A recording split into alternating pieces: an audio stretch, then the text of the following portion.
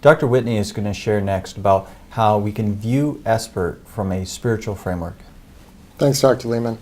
There's a couple things we have to remember when thinking about SBIRT from a Christian spiritual framework. Now, some of the things I'm going to say might overlap with other religious traditions, but predominantly I'm going to be talking about from a Christian perspective. So the two things we have to consider are the relation between substance use and sin, and also having some conception of what we might call flourishing or thriving.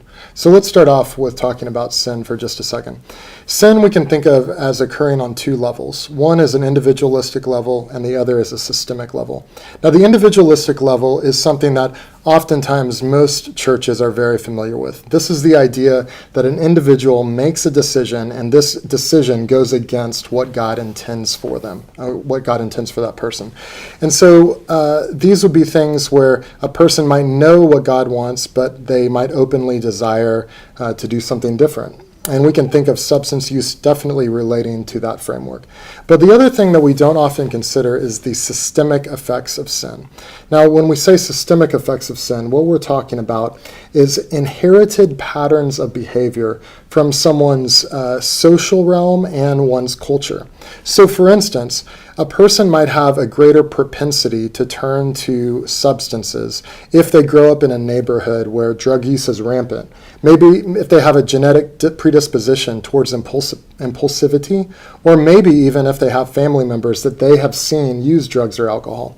So these might not be an individual decision that this person is actually making, but they are factors that play into the tendency for this person to use drugs or alcohol, even when it might be outside of their own individual actions. So why is that important? Good question. I'm glad we're talking about it.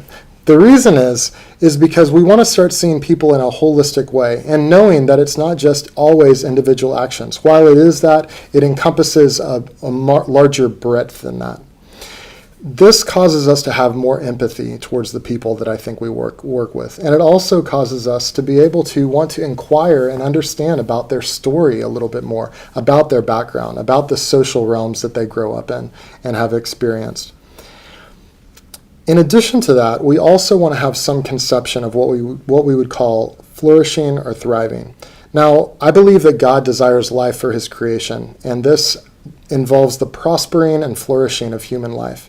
So we have to think about one of the things that what we're doing in SBIRT is trying to join with the work of God to bring wholeness to creation. And while we play a small part in that, of course, the idea is that our screening, our brief intervention, our referral to treatment are all ways for us to bring healing and move folks towards wholeness. And we also have to remember that we approach the whole aspect of this process with humility. We have to understand that all of humanity is caught up in attempts of trying to find wholeness. And substance abuse merely represents one of those ways that folks are trying to become whole and trying maybe to escape pain.